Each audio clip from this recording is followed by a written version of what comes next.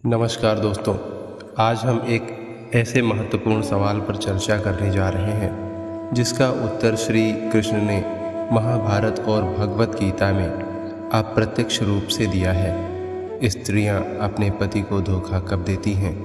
यह विषय न केवल समाज में गहरी जड़ें रखता है बल्कि इसका पौराणिक और दार्शनिक पक्ष भी अत्यंत महत्वपूर्ण है।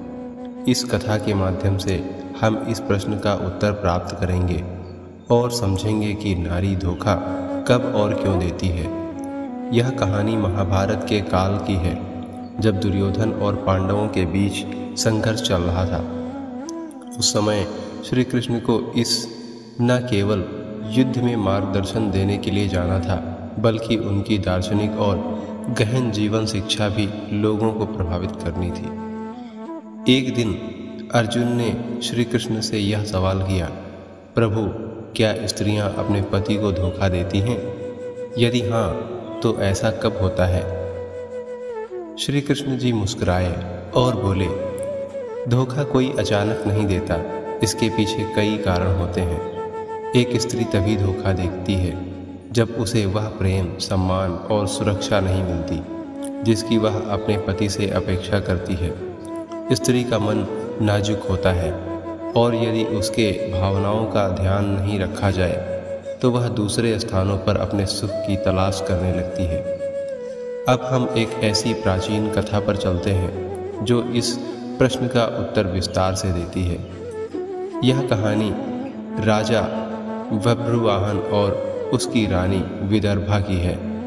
राजा बभ्रुवाहन एक शक्तिशाली और धर्मनिष्ठ राजा थे, लेकिन उनका ध्यान युद्धों और राज्य के मामलों में अधिक था। उनकी रानी विदर्भा उनसे बहुत प्रेम करती थी, लेकिन राजा का ध्यान राज्य कार्यों में व्यस्त रहने के कारण वह रानी को उचित समय और स्नेह नहीं दे पाते थे। रानी विदर्भा ने कई बार राजा से अपने मन की बात करने की कोशिश की, लेकिन हर बार राजा ने उन्हें राज्य के कार्यों में व्यस्त होने का बहाना बनाकर टाल दिया। धीरे धीरे रानी के मन में अकेलापन बढ़ने लगा। वह अपने जीवन में प्रेम और स्नेह की कमी महसूस करने लगी। ऐसे समय में उनकी मुलाकात उनके मंत्री से हुई, जो रानी का हालचाल लेने आया था। मंत्री ने रानी की पीड़ा को समझा और धीरे धीरे उनके बीच मित्रता बढ़ने लगी। मंत्री ने रानी के अकेलेपन का फायदा उठाया और रानी को मानसिक रूप से अपने प्रभाव में लेना शुरू किया। रानी विदर्भा, जो प्रेम और स्नेह के लिए तरस रही थी, अंततः मंत्री की ओर आकर्षित हो गई। इस तरह रानी ने अनजाने में अपने पति को धोखा दिया। जब राजा को इस बात का पता चला तो वह अत्यंत दुखी हुए। उन्होंने सोचा कि यह उनकी असफलता है कि वह अपनी पत्नी को वह प्रेम और समय नहीं दे सके जिसकी वह हकदार थी। राजा बभ्रुवाहन ने अपने राज्य के कार्यों के समय निकालकर अपनी रानी के साथ समय बिताने का संकल्प लिया। उन्होंने समझा कि रिश्ते में सच्चाई और प्रेम और समर्पण का होना अत्यंत आवश्यक है। इस कथा से हमें यह सीखने को मिलता है कि स्त्रियां तभी धोखा देती हैं जब उन्हें अपने रिश्ते में वह प्रेम, स्नेह और सुरक्षा नहीं मिलती जिसकी वह अपेक्षा करती हैं। श्री कृष्ण ने अर्जुन को समझाया कि हर रिश्ते की नींव विश्वास, प्रेम और समर्पण पर आधारित होती है।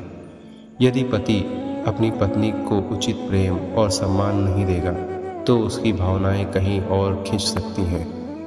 पौराणिक कथाओं में नारी का स्थान अत्यंत महत्वपूर्ण रहा है।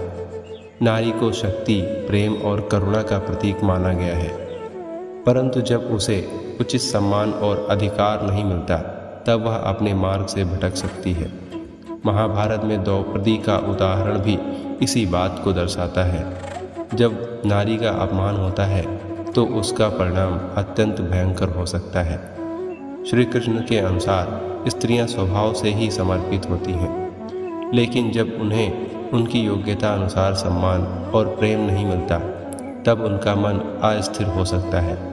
यह अस्थिरता उन्हें उस स्थान पर ले जा सकती है जहां से वे अपने पति को धोखा देने के लिए प्रेरित होती हैं। यह केवल भावनात्मक धोखा हो सकता है, लेकिन इसका प्रभाव संपूर्ण जीवन पर पड़ता है।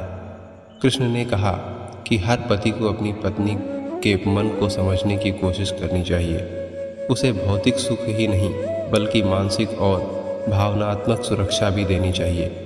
जब एक पत्नी अपने पति से प्रेम, सम्मान और समझदारी प्राप्त करती है तो वह उसे कभी धोखा नहीं देगी। लेकिन अगर पति अपनी पत्नी को नज़रअंदाज करता है और उसकी भावनाओं का आदर नहीं करता तो वह अपने सुख की तलाश किसी और जगह कर सकती है।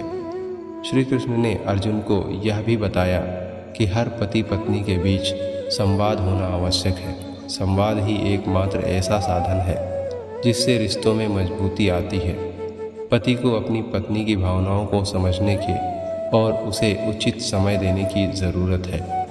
इससे पत्नी का मन स्थिर रहेगा और कभी भी धोखे का रास्ता नहीं अपनाएगी। इस पौराणिक कथा और श्री कृष्ण के उपदेश से हमें यह सीखने को मिलता है कि स्त्रियों के लिए रिश्ते में भावनात्मक सुरक्षा अत्यंत महत्वपूर्ण होती है।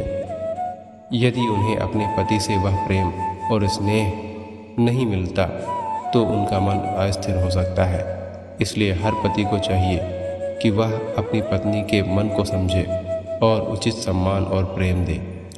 यही सच्चे और अस्थायी और स्थायी रिश्ते की कुंजी है। श्री कृष्ण के यह उपदेश न केवल महाभारत के समय के लिए प्रासंगिक थे बल्कि आज के युग में भी उतने ही महत्वपूर्ण हैं। दोस्तों, अगर आपको यह कहानी पसंद आई हो और इससे कुछ नया सीखने को मिला हो तो कृपया हमारे चैनल आत्मज्ञान को सब्सक्राइब करें और इस वीडियो को लाइक और शेयर करना ना भूलें। आपका एक सब्सक्रिप्शन हमें ऐसी ही और रोचक कहानियाँ आप तक पहुँचाने के लिए प्रेरित करता है।